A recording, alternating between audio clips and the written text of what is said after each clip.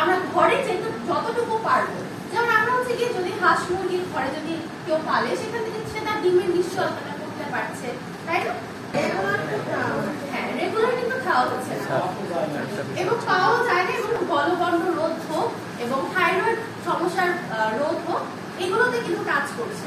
তো এই আয়োডিনটা কিন্তু আমাদের দেহের জন্য আসলে অনেক বেশি গুরুত্বপূর্ণ একটা উপাদান, কারণ এটার অভাবজনিত যে লক্ষণগুলো সেগুলো কিন্তু প্রথমে অনেক খাবার লবণে থাকে, এবং সরকার থেকে কিন্তু খাবার লবণে আয়োডিন 45 মানে 45 করে দিয়ে দেয়। এখন এই আয়োডিনটা কিন্তু খাবার লবণ থেকে আমাদের পেয়ে যাওয়ার কথা, তাই না? কিন্তু আমরা কিন্তু পাচ্ছি না, এবং এটার কারণে কিন্তু আমাদেরই অসচেতনতা আছে। এবং এই আয়োডিনটা কিভাবে আমরা নষ্ট করে ফেলি সেটা যদি আমরা জানতাম, তাহলে হয়তো আমরা কেউই আর আজকে থেকে এই ভুলটা করতাম না।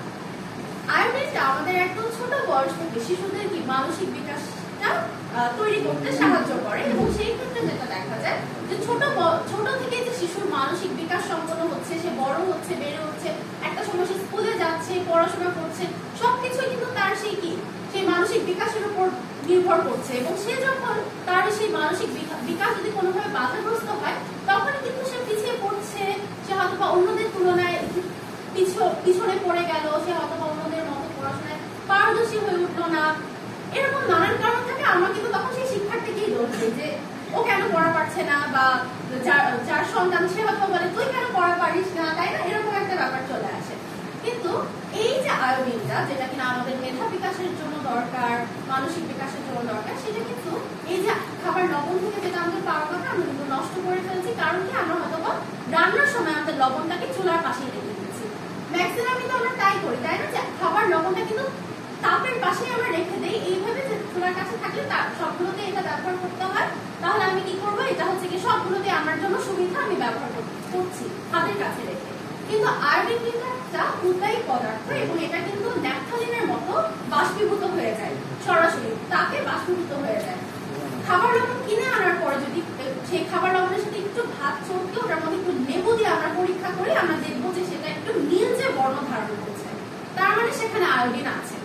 কিন্তু সেই লবণটাই আমরা যেভাবে ব্যবহার করি, চুলার পাশে রেখে, তাপের পাশে রেখে, ঢাকনা খোলা রেখে, সেই আয়োডিনটাই কিন্তু আমরা যে একইভাবে 2 সপ্তাহ পরে টেস্ট করি, সেই ক্ষেত্রে কিন্তু আমরা দেখবো সেই লবণটা আর নীলচে বর্ণ ধারণ করছে না ভিটামিন সি এর কারণে।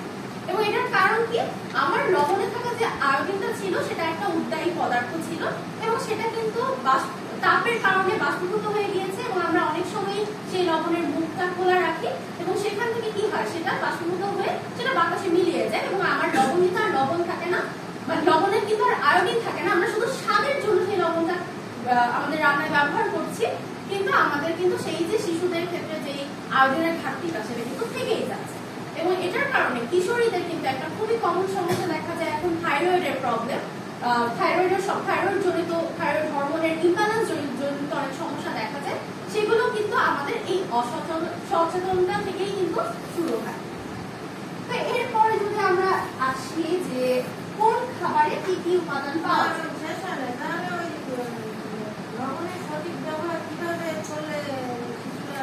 এই যে আমরা যে লবণটাকে চুলার পাশে রাখছি, আমরা সেই চুলার পাশে না রেখে আমরা কি করবো, চুলা থেকে দূরে একটা স্থানে রাখবো। আমরা মুখটাকে খোলা না রেখে আমরা কি করবো, সেটাকে রান্নার দরকার তখন আমি রান্নার সময় নিয়ে আসবো। কিন্তু কন্টিনিউয়াসলি যখন আমার রান্নার পাশে, চুলার পাশে আমার বোতলটা থাকছে, সেখান থেকে যখন আমি বারবার হচ্ছে ঢাকনা খোলা রেখে সেটা ব্যবহার করছি, সেখানে কিন্তু আমার হচ্ছে গিয়ে সেই আয়োডিনটা বাষ্পীভূত হয়ে যাচ্ছে। আমরা যেটা করতে পারি যে আমরা হচ্ছে গিয়ে লবণটাকে দূরে রাখবো চুলা থেকে, ঢাকনা আটকে রাখবো, যখন যে খাবারের জন্য রান্নার জন্য যতটুকু লবণ প্রয়োজন আমরা চাইলে সেটা একটু করে আলাদা একটা পাত্রে এনে সেটা ব্যবহার করে দিলাম। আবার পুরো লবণটা কিন্তু কি থাকলো, ইনট্যাক্ট থাকলো সেইভাবে চিন্তা করলে, এবং সেখান থেকে কিন্তু আয়োডিনের যে অভাবটা, যে আমরা কিনে আনছি টাকা দিয়েছি গিয়ে যে আয়োডিন যুক্ত লবণ, কিন্তু সেটা একটা সময় গিয়ে কি আর আয়োডিন যুক্ত থাকছে না। এবং এটা কিন্তু আমাদের পরবর্তীতে যেমন শিশুদের যে মেধা বিকাশ, গর্ভবতী মায়ের ক্ষেত্রে যে ভ্রূণের যে মানসিক বিকাশের যে সাহায্য করার বিষয়টা, কিংবা কিশোরীদের যে থাইরয়েড হরমোনের জন্য যে আয়োডিন দরকার সেটার যে নিশ্চয়তা প্রাপ্তি, সেটা কিন্তু আমরা এইভাবে নিশ্চিত করতে পারি। এবং এগুলো কিন্তু ছোট ছোট সচেতনতা, আমরা কিন্তু সবাই হয়তো ব্যবহার করছি জিনিসটা, কিন্তু সেটা আমাদের ছোট ছোট পুষ্টিটা আসছে না, এবং সেটার কারণে এই যে 4টা পুষ্টি সমস্যার একটা অন্যতম পুষ্টি সমস্যা আয়োডিন ডেফিসিয়েন্সি ডিসঅর্ডার, এটা কিন্তু আমাদের সমাজে রয়েই গিয়েছে। এরপরে যদি আমরা দেখি যে কোন কোন খাবারে কি কি পাওয়া যায়, আমরা তো জানি যে সুষম খাদ্য, এই সুষম খাদ্য প্রাপ্তি নিশ্চিত করতে হবে, এবং এই শিশু কিশোরদের জন্য এই সুষম খাদ্যের বিষয়টা আমাদের অবশ্যই কিন্তু কি তাদেরকে সচেতন করে তোলা এবং তাদের এই সুষম খাদ্যের প্রাপ্তি নিশ্চিত করার বিষয়টা আমাদের দেখতে হবে। তো এই ক্ষেত্রে আমরা যদি দেখি যে সুষম খাদ্যের 6টা উপাদান কি কি, যে কার্বোহাইড্রেট মানে শর্করা, আমিষ, প্রোটিন, ফ্যাট যেটা স্নেহ, তারপর ভিটামিন আছে, মিনারেল আছে, আর পানি। তো এই 6টা উপাদান থেকে যখন আমাদের সেই যে খাবারগুলো একটা শিশু বা কিশোরী সারাদিনই গ্রহণ করছে, সেই 6টা উপাদান থেকে যদি সে সঠিক পরিমাণে সেই খাবারগুলো গ্রহণ করে, তখনই কি তার সেই সুষম খাদ্যের যে অভাবটা সেটা কিন্তু পূরণ করা সম্ভব হয়। এবং এই খাদ্যগুলোর ক্ষেত্রে কিন্তু আমাদের একটা মিসকনসেপশন আছে, যে আমরা যেটা করি যে প্লেটের মধ্যে আমরা কিন্তু কখনো পোর্শন কন্ট্রোলের বিষয়টা চিন্তাও করি না। আমরা হচ্ছে গিয়ে কি একটা প্লেটের মধ্যে দেখা যায় যে আমাদের শর্করাই বেশি থাকে, আমরা ভাতও নিচ্ছি, সকালবেলার যদি ক্ষেত্রে হয় যে রুটির সাথে আলু ভাজি খাচ্ছি, বা ভাতের সাথে আলু ভাজি আলু ভর্তা খাচ্ছি, কিংবা দুপুরেও দেখা যাচ্ছে যে ভাত থাকছে এবং আলুর পরিমাণটা বেশি, যেটা কিনা পুরোটাই শর্করা, এবং সবজির পরিমাণও কম থাকে, মাছ মাংস বা প্রোটিন অন্য উপাদানগুলো অনেক কম থাকে। তো এটা কিন্তু ব্যালেন্সড ডায়েট বা সুষম খাবার হলো না। তো আমাদের খাবারের প্লেটটা কিন্তু আমরা যদি 4 ভাগে চিন্তা করি, 1 ভাগে থাকবে শর্করা, 1 ভাগে থাকবে প্রোটিন জাতীয় খাবার। এই প্রোটিন জাতীয় খাবার মানে কিন্তু শুধু মাছ মাংসই না, বা মাছ মাংস ডিমই না, আমরা কিন্তু অনেক খাবার খাই, যেমন ডাল জাতীয় যেই ডাল জাতীয় খাবারগুলো, সেগুলো থেকে আমরা প্রোটিন পাই, কাঁঠালের বীজি থেকে আমরা প্রোটিন পেতে পারি, শিমের বীজি থেকে প্রোটিন পেতে পারি। এই ধরনের বীজি জাতীয় খাবার, ডাল জাতীয় খাবার থেকেও কিন্তু আমরা প্রোটিন পাই। তাহলে 1 ভাগে শর্করা থাকবে, 1 ভাগে প্রোটিন সম্পন্ন খাবার থাকবে, 1 ভাগে থাকবে শাকসবজি, যেটা কিনা সিজনাল শাকসবজি হবে, শাকও থাকবে, সবজিও থাকবে, এবং হচ্ছে গিয়ে অন্য ভাগে আমাদের হচ্ছে গিয়ে যে সালাদ বা লেবু এই জিনিসগুলো থাকবে। তো এই ক্ষেত্রে যেটা হচ্ছে যে আপনি যে পরিমাণ 4 ভাগের 1 ভাগে যে ভাত নিচ্ছেন বা আলু নিচ্ছেন, সেখানে হচ্ছে গিয়ে আপনার শর্করা চাহিদাটা পূরণ হচ্ছে। এবং আমরা যে শাক সবজির কথা বলছি, সেখানেও কিন্তু যদিও শর্করা থাকে, যে আমরা আমাদের দৈনন্দিন জীবনে যে খাবার তালিকা 60 থেকে 70 ভাগ কিন্তু শর্করা থেকে গ্রহণ করি, কিন্তু এই 60 থেকে 70 ভাগ পুরাটাই কিন্তু শর্করা, মানে সেই পুরাটাই কিন্তু ভাত বা রুটির উপরে নির্ভরশীল হয়ে না। ভাত, রুটি, আলু, নুডলস, বিস্কিট এগুলো সবই শর্করা, কিন্তু এগুলো হচ্ছে সরল শর্করা, যেগুলো রক্তে খুব দ্রুত মিশে যায়, এবং এটা কিন্তু আসলে আমাদের জন্য একটু ক্ষতিকর। এটা আমরা যত কম করতে পারবো ততই ভালো, কিন্তু আমরা কোন জায়গাটা থেকে তাহলে শর্করা চাহিদাটা পূরণ করতে পারি?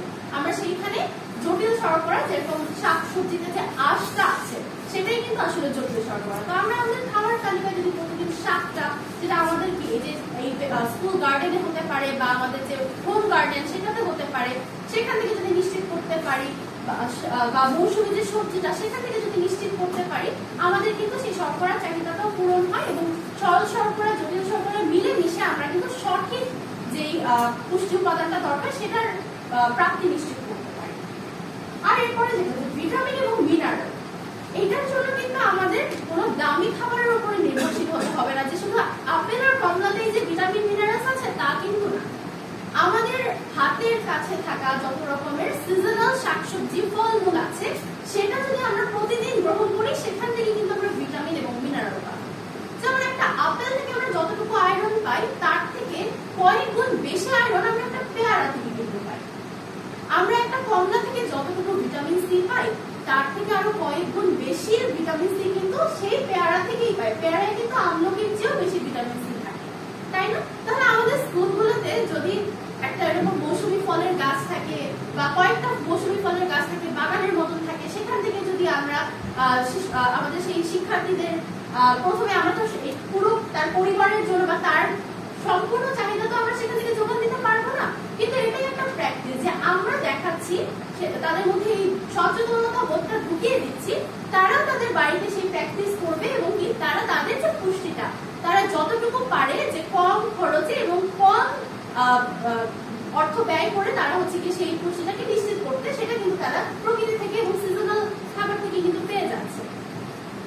এবং মিনারেল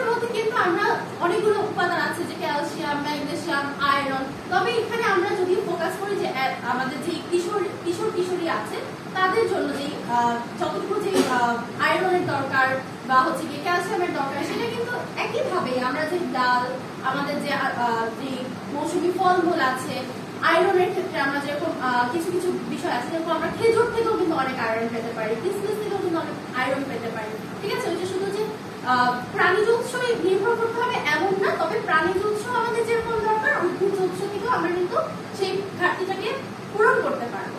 এই বিষয়গুলো কিন্তু আমরা মাথায় রাখতে পারি। আর আমাদের জন্য তো পানির যে ভূমিকা সেটা তো না বললেই নয়, যে দৈনন্দিন আমাদের কি প্রত্যেকদিন 8 গ্লাস পানি, যেটা কিনা 2 লিটার, সেটা নির্ধারিত, কিন্তু গরমের ক্ষেত্রে এটা কি 2.5 থেকে 3 লিটার পর্যন্ত হতে পারে, সেটা আমাদের দেশের আবহাওয়ার উপর কিন্তু নির্ভর করছে। আর এখানে আমরা যদি সেই যে আমাদের পুষ্টির যে বিভিন্ন জীবনের যে পর্যায়গুলো আছে সেই পর্যায়গুলোর দিকে তাকাই, এখানে আমাদের যে গর্ভবতী মায়েদের জন্য, দুগ্ধদানকারী মায়েদের জন্য, কিংবা 6 থেকে 24 মাস বয়সী শিশুর জন্য, তারপরে যে ছোট শিশুরা আছে তাদের জন্য, এবং কিশোর কিশোরীদের জন্য কি বিভিন্ন পর্যায়ে তাদের বিভিন্ন পুষ্টির উপাদানের প্রয়োজনীয়তা আছে। তবে আমরা যেহেতু জেসি ফ্রেন্ডলি গ্রিন স্কুল নিয়ে কথা বলছি, আমরা এখানে শুধুমাত্র কিশোর কিশোরীদের নিউট্রিশনটা নিয়ে আমি এখানে ফোকাস করছি। তো এই সময়টা তাদের জন্য একটা বাড়ন্ত সময়, তো এই সময় যেন তাদের খাবারের সুষম পুষ্টি নিশ্চিত হয়, তারা যে খাবারগুলো খাচ্ছে সেটা যেন কি হয়, যে হাতের নাগালে পাওয়া যায় সেরকম হয়, ফ্রেশ হয়, যে তরতাজা যে খাবারটা থেকে পুষ্টি পাচ্ছে সেটা হচ্ছে গিয়ে কি তার শরীরের জন্য বেশি উপযোগী, তাই না? এবং হচ্ছে গিয়ে কি আমাদের যে হাতের কাছে আমরা নিজেরাই কিন্তু কি করতে পারি, একটা লেবুর গাছ লাগাতে পারি, একটা মরিচের গাছ লাগাতে পারি, সেখান থেকে যেটুকু আমি পাচ্ছি সেটা আমার জন্য কি ভিটামিন সি এর একটা প্রাপ্তি নিশ্চিত করছে। তো এইভাবে করে কিন্তু আমরা সেই পুষ্টির যে অভাবটা সেটা কাটিয়ে উঠতে পারি। আর একটা আদর্শ খাবারের প্লেট কিন্তু আমাদের এরকমই হওয়া উচিত, যে খাবার প্লেটে অর্ধেকটা পর্যন্ত এখানে ভাত আছে, পুরোটা ভরে কিন্তু ভাত নেওয়া হয়নি। একটা সাইডে আমরা দেখতে পাচ্ছি এক টুকরা মাছ আছে, সবজি আছে, শাক আছে, এবং অন্যদিকে ডাল আছে, লেবু আছে এবং কাঁচামরিচ আছে। তো এই যে আমার শর্করার এখানে শর্করা জাতীয় খাবারের মধ্যে আমার এই ভাতটা হচ্ছে শর্করা, যেটা কিনা একটা সরল শর্করা। এরপরে সবজি থেকে এবং শাক থেকে আমরা কিন্তু আঁশ জাতীয় খাবার, তো শাক, তাই না? এখান থেকে কিন্তু আমরা জটিল শর্করাটাও পেয়ে যাই এবং অনেক বেশি ভিটামিন এবং মিনারেলস পেয়ে যাই। তারপরে এখানে যে মাছটা আছে সেখান থেকে আমাদের মাছ এবং ডাল, এটা থেকে কিন্তু আমাদের প্রোটিনের চাহিদাটা নিশ্চিত হয়। যে আমাদের দেশের প্রেক্ষাপটে আমরা কিন্তু অনেক বেশি প্রোটিন খাই না, বাইরের দেশগুলোতে ওদের প্রোটিনের পোর্শনটা কিন্তু অনেক বেশি থাকে এবং শর্করার পোর্শনটা একটু কম থাকে, ওরা কিন্তু আরো হেলদি থাকে। কিন্তু আমাদের দেশে যে প্র্যাকটিস অনুসারে আমরা হয়তো শর্করাটা বেশি খাই, তো সেই ক্ষেত্রে আমরা যেন এই যে মাছটা যেরকম রেখেছি সেটার সাথে একটু ডাল রেখেছি, তাতে কি হলো, তাদের প্রোটিনের যে প্রাপ্তিটা সেটা কিন্তু সঠিকভাবে আসলো এই খাবারটা থেকে। এবং এখানে যে লেবু এবং কাঁচামরিচটা, এখান থেকে কিন্তু সে তার প্রতিদিনের জন্য প্রয়োজনীয় যে ভিটামিন সি সেটা কিন্তু পেয়ে যাচ্ছে। ভিটামিন সি কিন্তু তাপে নষ্ট হয়ে যায়। আবার রান্নার ক্ষেত্রেও কিন্তু আমাদের কিছু জিনিস মাথায় রাখতে হয় বা শিশুদেরকেও শেখাতে হয়, যে আমরা যদি কেটে তারপরে হচ্ছে গিয়ে ধুই, তাহলে কিন্তু সেই ভিটামিন যেগুলো পানিতে দ্রবণীয় ভিটামিন সবটাই কিন্তু ধুয়ে যায়। আমাদের কিন্তু অনেক সময় রং প্র্যাকটিসের কারণে আমরা আমাদের ভিটামিনগুলোকে নষ্ট করি, যেমন শাক কেটে তারপরে ধুলো বা সবজি কেটে তারপরে আবার ধুলো, সব ভিটামিনটাই কি পানিতে দ্রবণীয় ভিটামিন আমরা ধুয়ে ফেললাম। আবার হচ্ছে গিয়ে শাকসবজি রান্নার ক্ষেত্রে কিছু ভিটামিন আছে পানিতে দ্রবণীয়, কিছু ভিটামিন আছে কিন্তু তেলে দ্রবণীয়। আমরা হ্যাঁ কম তেল দিয়ে রান্না করি, কিন্তু যতটুকু দরকার, যেমন একটা শাক রান্না করতে বা ভাজি রান্না করতে যতটুকু তেলের ব্যবহার করা দরকার সেটা কিন্তু করতে হবে। কারণ এই যে আমার শাক বা সবজিতে যতটুকু ভিটামিন তেলে দ্রবণীয়, ভিটামিন এ এবং ডি, এটা কিন্তু তেলে দ্রবণীয় ভিটামিন, এটা কিন্তু আমার যদি তেলের ব্যবহার না হয় তাহলে কিন্তু সঠিকভাবে আমাদের শরীর পাবে না, তাই না? তারপর হচ্ছে গিয়ে আমাদের যে ভিটামিন বি এবং সি, এগুলো কিন্তু আমরা পানিতে ধুয়ে যায়, তাহলে এগুলো আমরা কি আগে ধুয়ে নেব ভালো করে, এরপরে কাটবো। রান্না করার সময় আমাদের এখানে যেমন দেখতে পাচ্ছি যে সবকিছু কিন্তু সুন্দর আছে, রংটা কিন্তু একদম কি বিবর্ণ হয়ে যায়নি। আমরা রান্না করতে করতে অনেক সময় একদম বেশি কুক করে ফেলি, তো তখন দেখা যায় যে সেই রংটাই কিন্তু নষ্ট হয়ে যায়। তো সেরকম হলেও কিন্তু আমাদের সেই ভিটামিন বা মিনারেলসের ঘাটতি চলেই আসে। আর আমাদের এই যে খাবারের যে প্র্যাকটিসটা, এটা এখানে আছে যে আমাদের এই পুষ্টিটা নিশ্চিত করার জন্য আমাদের যে খাবার যখন আমরা রান্না করি তার আগে কি হাইজিন প্র্যাকটিস করা, যেমন হাত ধুয়ে না, শিশুরা যখন খেতে আসছে বা কিশোর কিশোরীরা যারা, যে খাওয়ার সময় যে কোনো কিছু খাওয়ার আগে আমরা হাত ধুয়ে নিব, রান্না করার আগে, কোনো কিছু মাখানোর আগে বা কোনো বাচ্চাকে শিশুকে খাওয়ানোর আগে আমরা কিন্তু কি করবো, সেটা আমাদের হাত ধোয়ার প্র্যাকটিস রাখতে হবে। তারপর আমরা কোনো সবজি বা ফল কি আগে ধুয়ে নিব, তারপরে কাটবো, কেটে ধুবো না, তাহলে কিন্তু আমাদের সব পুষ্টি উপাদানটা আমরা ধুয়ে ফেলছি। এরপরে হচ্ছে গিয়ে যে কম তাপমাত্রায় রান্না করবো, অতিরিক্ত তাপমাত্রায় যখন আমরা খুব বেশি কড়া ভাজি করি, যেমন একটা বেগুন যখন একটা অল্প তেল দিয়ে রান্না করা হয় তখন এটার যে পুষ্টিগুণটা, আর যখন ডিপ ফ্রাই করা হয়, বেগুনি বানানো হয় বা কড়া ভাজি করা হয়, তখন কিন্তু সেটার মধ্যে কোনো পুষ্টি থাকে না, তাই না? কিন্তু আমাদের কিশোর কিশোরীরা কিন্তু কি সেই ধরনের খাবারগুলো খেয়ে বেশি অভ্যস্ত বা খেতে পছন্দ করে, যেটা কিনা আসলে পুষ্টি হ্যাঁ মজাদার, কিন্তু সেখান থেকে আমার পুষ্টি আসছে না। তাহলে কি শিশুদেরকে উদ্বুদ্ধ করা, শিশু কিশোরীদেরকে এই বিষয়গুলো জানানো। এরপর হচ্ছে যে আমাদের এই যে লবণের কথাটা যেটা বলেছি, যেটা আবার প্রশ্ন ছিল আমরা কিভাবে লবণটাকে সংরক্ষণ করবো, যে সেটা কিন্তু ছিল যে আমরা একটা মানে আগুন থেকে দূরে রাখবো এবং কি এয়ারটাইট কন্টেনারের মধ্যে সেটাকে সংরক্ষণ করবো।